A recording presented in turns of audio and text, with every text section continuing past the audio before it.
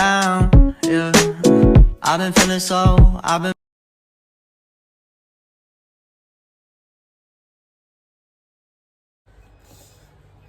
Assalamualaikum warahmatullahi wabarakatuh. Selamat pagi. Perkenalkan, nama saya Muhammad Kurniawan. Saya ingin menjelaskan tugas dari PPT yang telah saya kerjakan, yaitu tentang mekanisme pertahanan diri tokoh sentral dalam antologi cerpen menurut Prep dalam kategori cerita pendek atau cerpen menurut karya Dejenar Maisa Ayu dalam kajian psikologi sastra menurut Simon Pratt.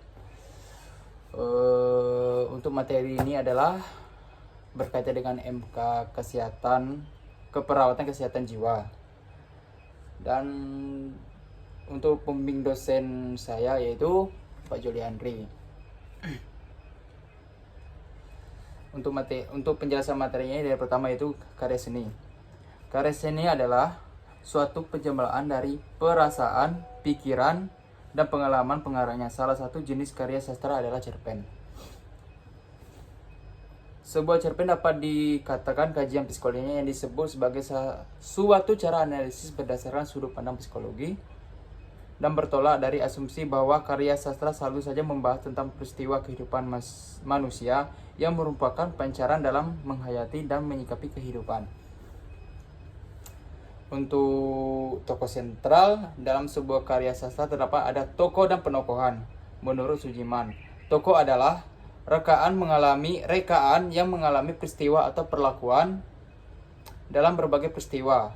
Pendapat senada juga dikemukakan Sujati bahwa tokoh adalah individu rekaan yang mengalami peristiwa atau perlakuan dalam tindakan. Untuk psikoanalisisnya, pelopor psikoanalisis adalah Sigmund Freud. Teorinya berusaha menggambarkan individu sepenuhnya yang hidup sebagian dalam dunia nyata dan sebagian lagi dalam dunia khayalan yang dikelilingi oleh konflik-konflik dan pertentangan. Untuk mekanisme pertahanan diri atau ego termasuk dalam teori psikoanalisis menurut Sigmund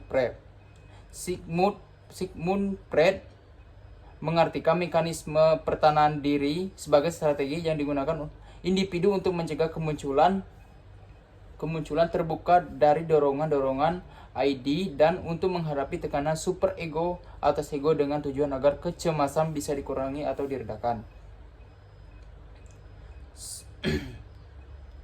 Itulah penjelasan singkat tentang Sigmund Freud dalam kajian psikologi analisis dalam suatu sastra dalam kategori cerpen cerita pendek. Untuk simpulan penjelasan yang tadi saya jelaskan adalah mekanisme pertahanan diri merupakan hal yang wajar dilakukan. Semua mekanisme pertahanan diri yang muncul baik secara sadar maupun tidak berfungsi untuk meredupkan perasaan tertekan, cemas, stres, dan konflik yang menyerang. Dari hasil klarifikasi terlihat bahwa mekanisme pertahanan diri yang sering digunakan adalah represi. Represi menjadi salah satu cara yang paling lazim digunakan untuk menekan dorongan ID ke alam bawah sadar sehingga semua beban konflik terlupakan. Apabila dorongan ID tidak dapat ditekan dengan cara ini, maka akan timbul efek yang lebih parah dan menjadi sangat berbahaya. Itulah penjelasan singkat yang dapat saya jelaskan. Lebih dan kurang saya mohon maaf.